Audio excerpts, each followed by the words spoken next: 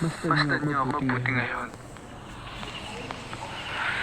At mababasa yung pagod na rin ako.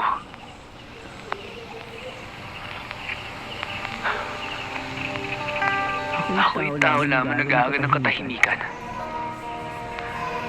At pagkakataong maranasan ang kaginhawaan ng buhay.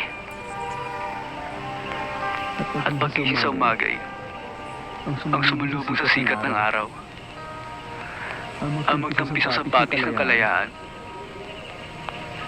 At sa pagsapit ng dilim,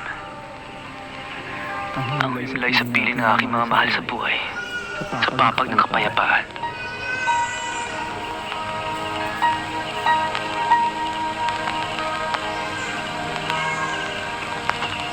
Kung kataksin ang lahat ng inaasam-asam kong ito, sa simula ay ating sinumpaan.